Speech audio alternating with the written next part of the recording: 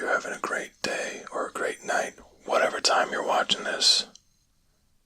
Tonight, we have a creepypasta story, a Christmas-themed creepypasta story.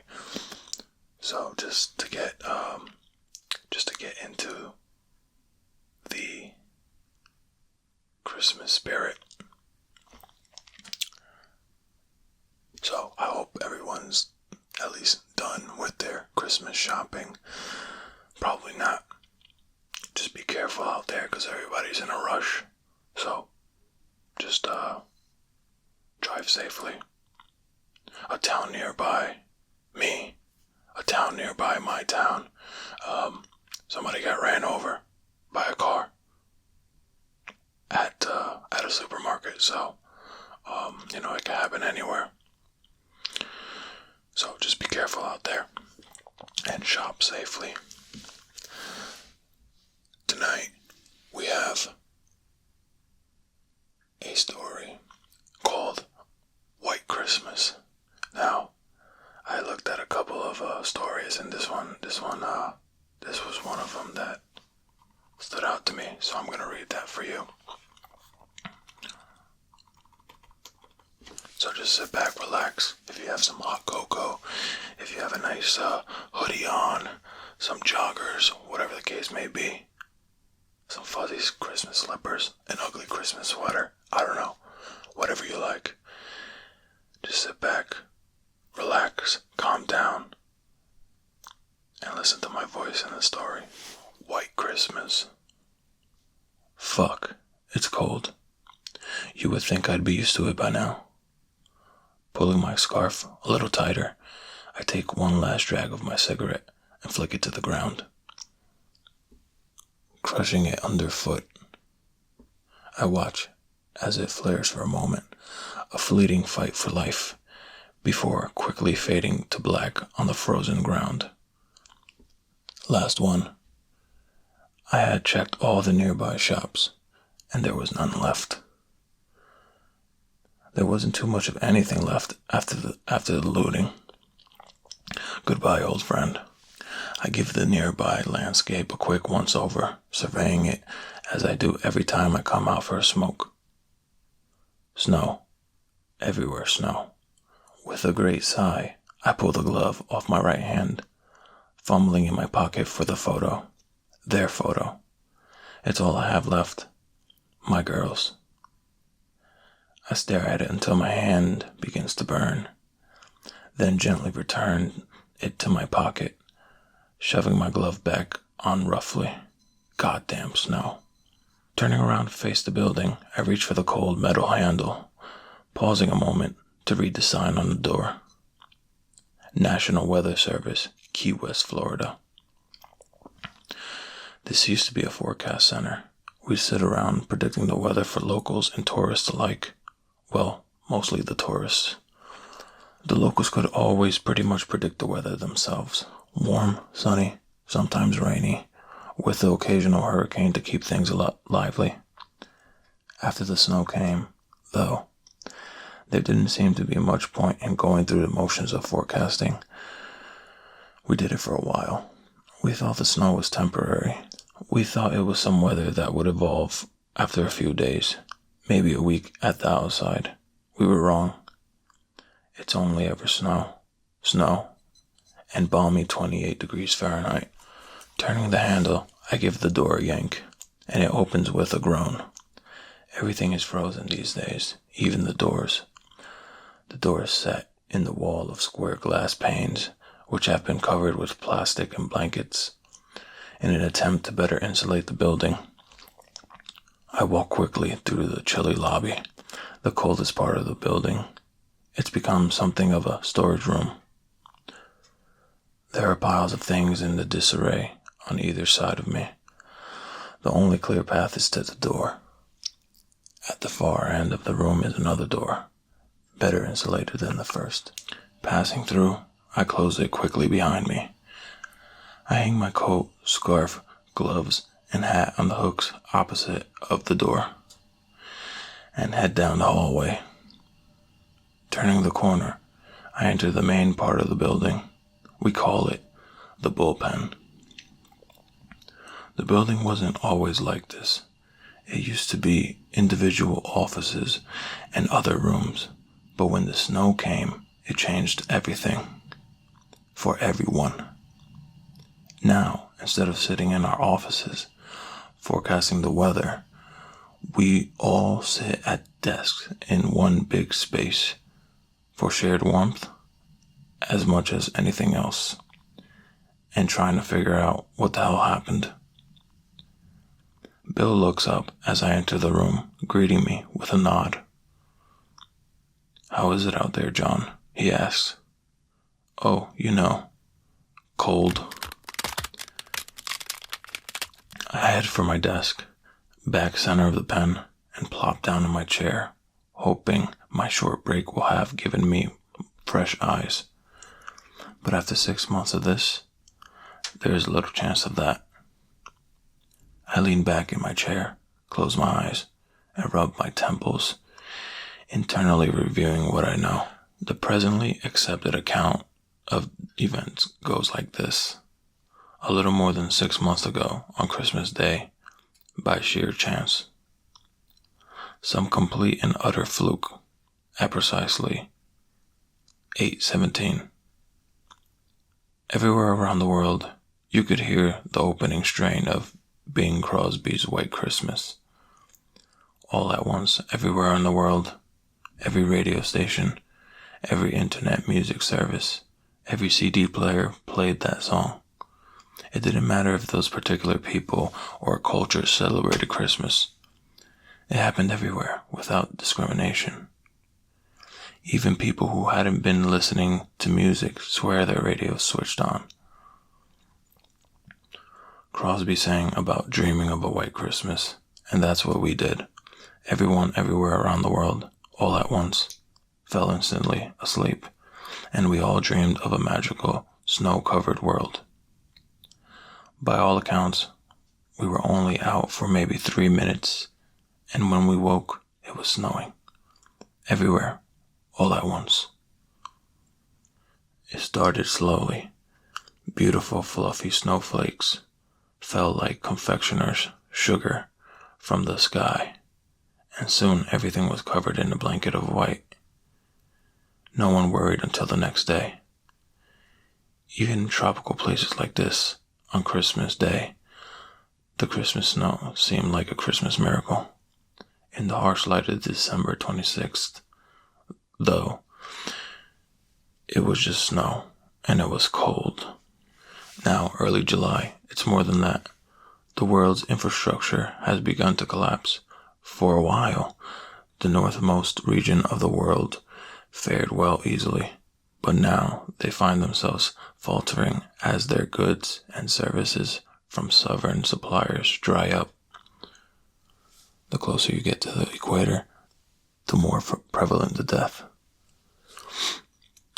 We just weren't prepared for anything like this. Give us a couple days of snow and we'll manage, but this is something else entirely, and people just couldn't stay warm.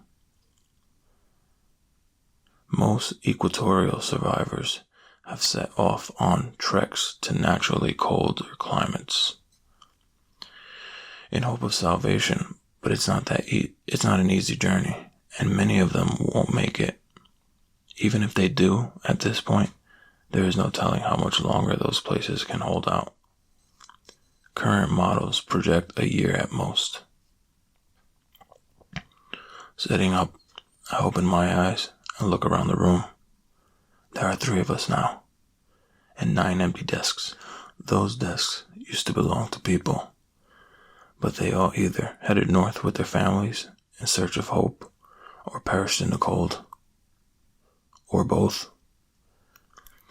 Bill and Marcus are old bachelors and don't have family to lose or protect. Sometimes in moments of weakness, I envy them that, but not really. Most days, those memories are all that keep me going. I just want answers. Shaking my head, I try to dislodge the thoughts of my family. Must focus. Marcus comes into the room and looks at me expectantly. That look means he's been out to clean off the radar and get the generator going. All right, guys, I address the room. Fire it up. Being so far south, we lost power early on. Luckily, Bill is an avid survivalist and had a generator and a huge stockpile of gas on hand. Not to mention food and other supplies and equipment. He was the first one to leave home and set up shop here. He's the reason we have heat. He's the reason we are still alive.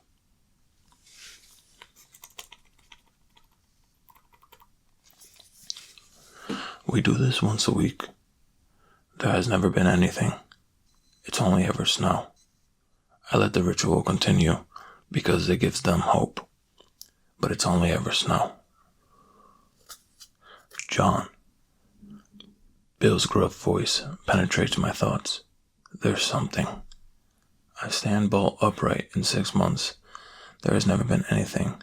It can't be. Thumbing the photo in my pocket, I quickly cross the pulled pen and stand at Bill's side. He points to an island northwest of us.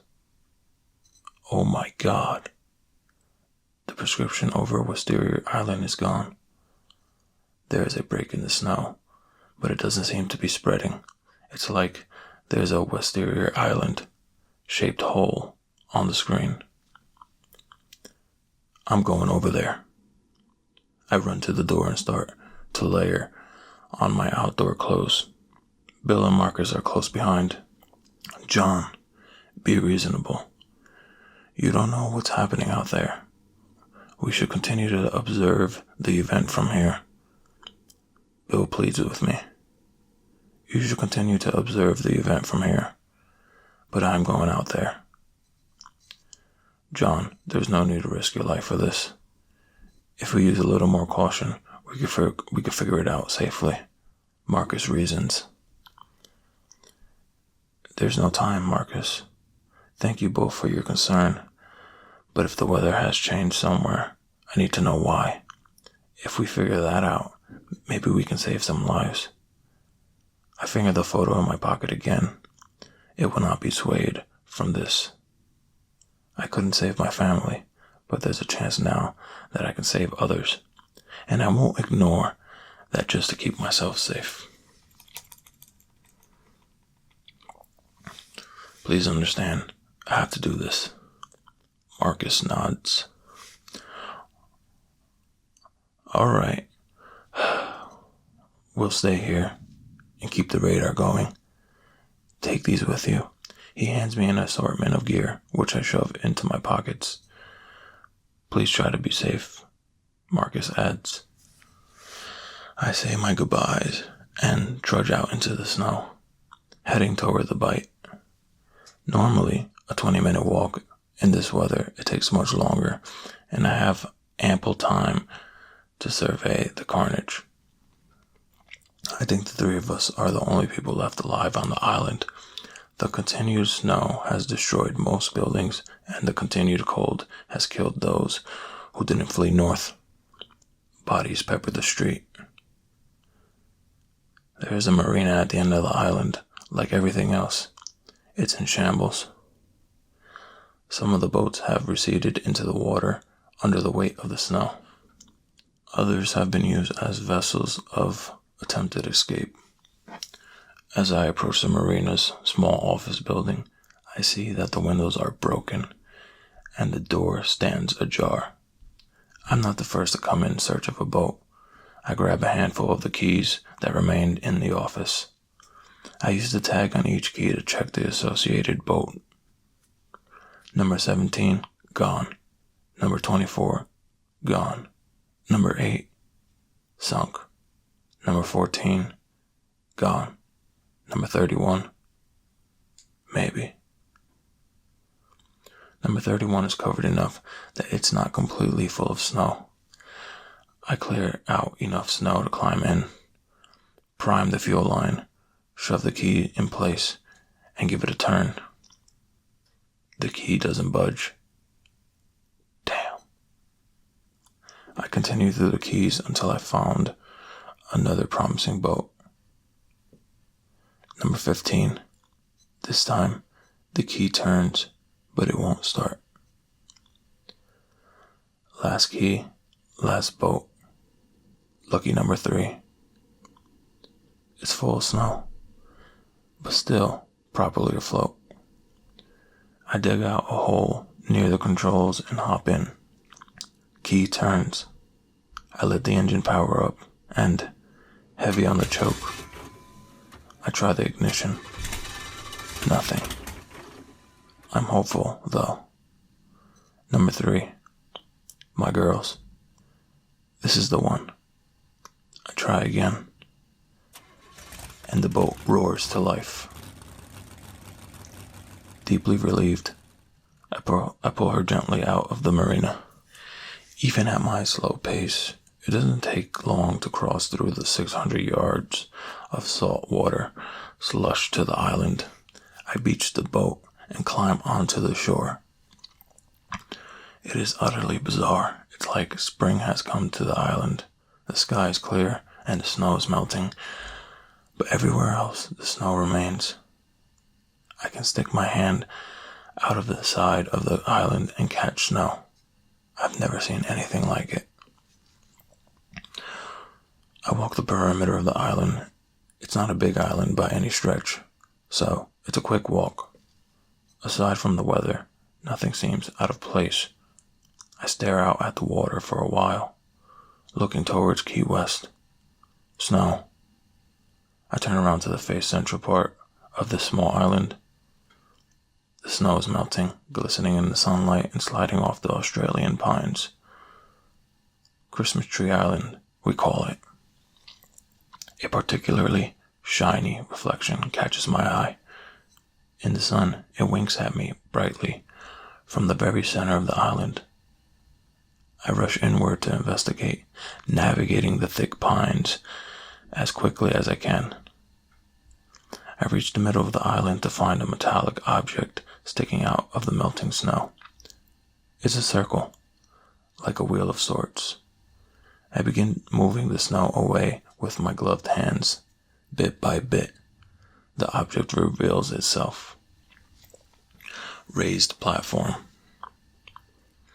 Bigger, round object beneath the wheel. It's a door. More precisely, it's a hatch. What the hell? I've been to this island so many times, this has never been here before. I turn the wheel and it moves easily. Pulling on it, I try opening the hatch, but it's stuck. The seal must be frozen still. I pull with all my strength, to no avail. I give it a kick, and then sit on the platform to catch my breath. After a minute, I'm back on my feet, pulling again. With a great pop, the hatch finally gives, throwing me backwards onto the ground. I scramble to examine the now open hatch. There is a ladder leading down to the darkness. I can't tell how far the ladder reaches, or what I might be finding once I'm down there.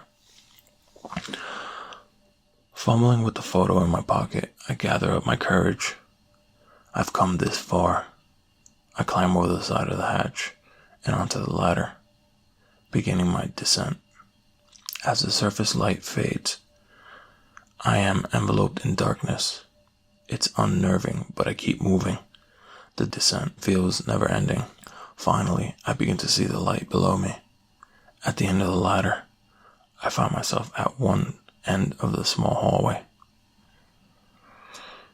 The first thing I notice is the warmth. It's warm here. There's heat.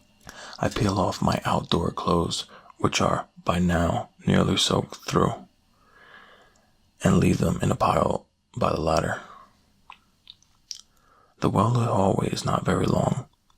I follow it around a corner, where it exits into a large, bright room.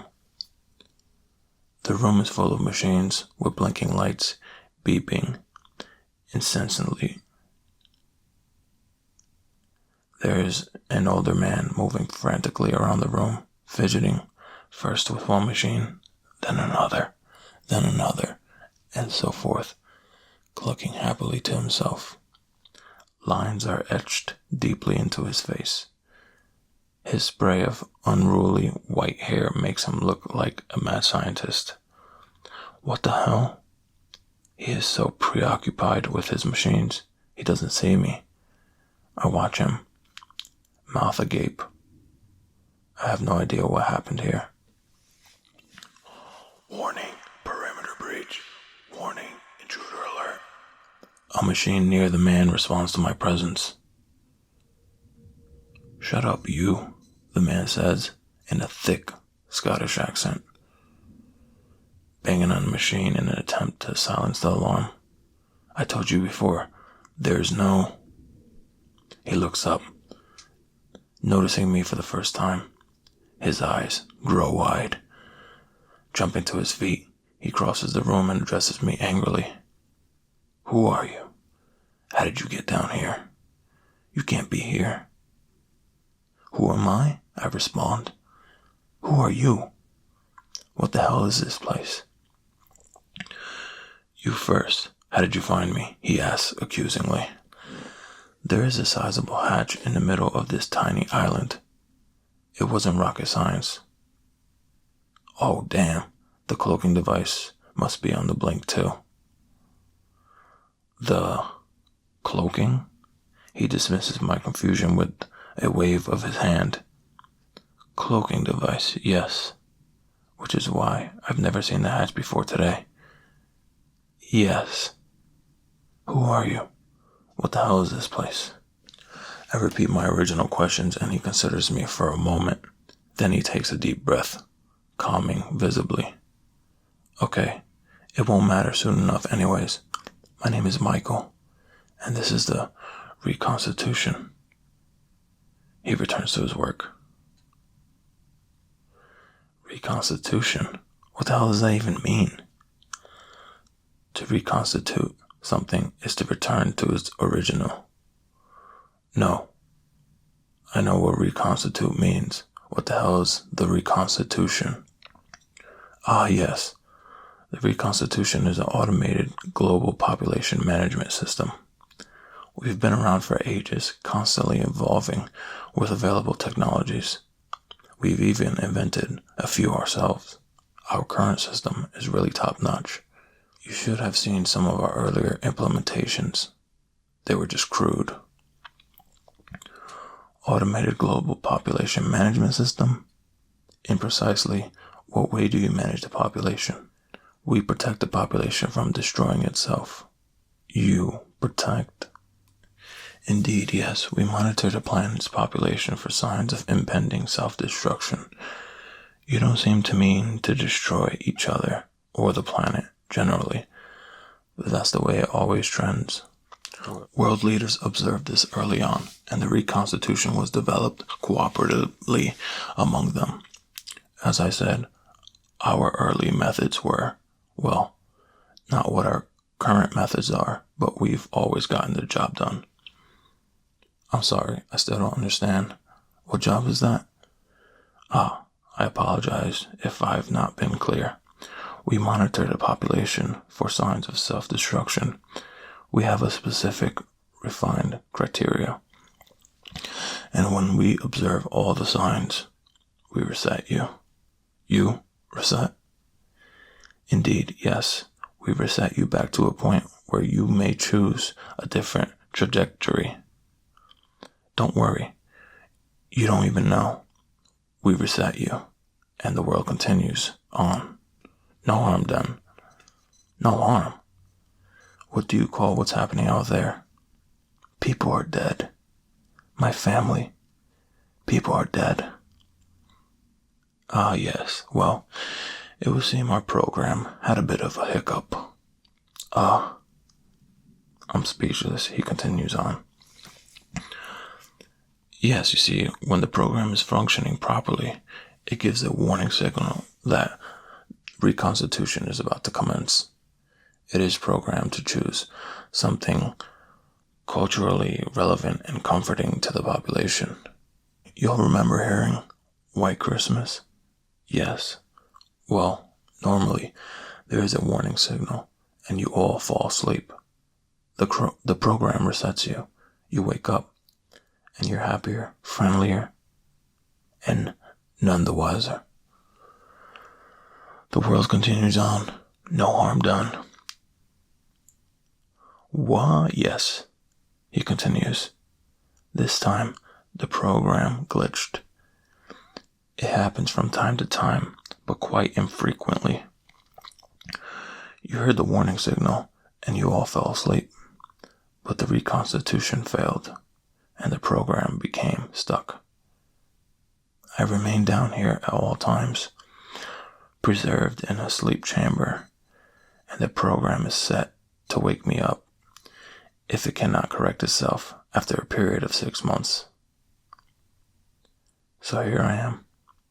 He sounds almost gleeful. You? I can barely process the things Michael was telling me. Fingering the photo in my pocket, I think of my girls, giving everything unbelievable that has happened in recent days. What makes this any different? I let it all sink in. What about the snow? I ask him finally. Nanobots. Nanobots? Indeed, yes. Nanobots are our currently accepted method of reconstitution. During the process, the nanobots materialize as required and disappear again quite quickly. While our reconstitution bots are cold and white, they're not generally present in the quantities required to resemble snow.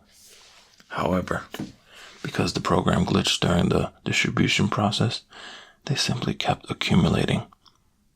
Ergo, snow. But I've seen it. It is snow. I saw it melting above us maybe an hour ago. Not melting, retreating. I've been working on repairing the program, using the island as a small-scale testing site for development purposes. This guy is mad. Utterly and completely mad. Still, it was more plausible a theory than anything I or anyone else had been able to come up with in 6 months since the snow came. Let's just say everything you told me is true. How can you do this? You can't control people like this. It's not up to you to decide the fate of people's lives. Actually, you're correct. It's not up to me. It's up to the program and the specific criteria we've developed and refined over centuries. So you're saying it's up to a machine?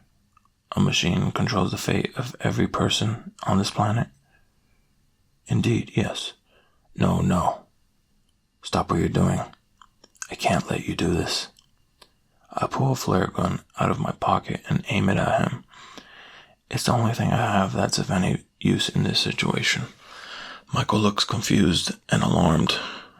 I'm not sure you understand. Once I fix this and complete the reconstitution successfully, everything will be like it was before the glitch. Everyone will be restored. Your family will be restored, and they'll have no memory of this. I falter. My family, my girls, I could have them back, and it would be like none of this ever happened. God, I want that so badly. I lower my gun and think of my wife. She would hate this. She was so beautiful. She has such a good heart. This is wrong, and I know it. And she would know it. If it was her standing here, she wouldn't even hesitate. No. I raise my gun again. No. This ends here. Step away from the machines. I'm sorry, Michael said. That's not going to happen. Before I can react, I see him push the button on a console, and the room begins to spin. I fall to my knees, then keel over. Everything goes black. I feel my consciousness returning instinctively. I bring my hand to my head. It hurts so.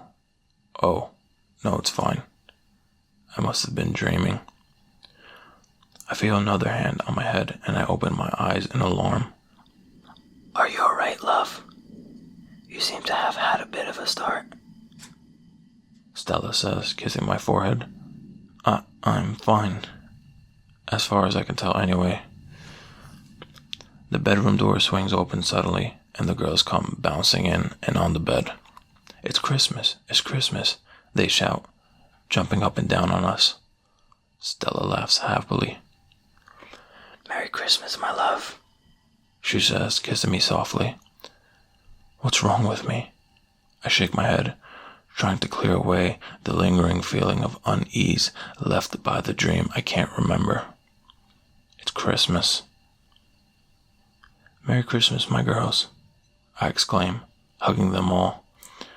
Shall we go see what Santa left for us? As we make our way down the stairs, I hear the opening strains of Bing Crosby's White Christmas float through our open window.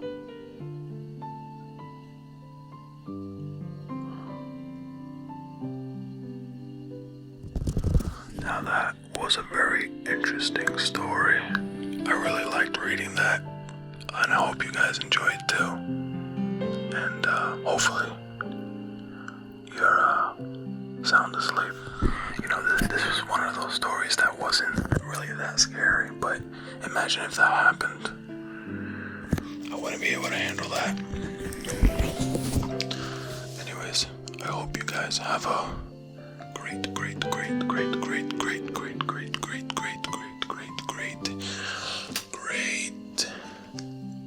night and Christmas.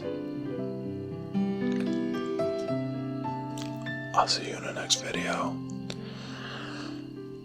Sleep well and rest in peace.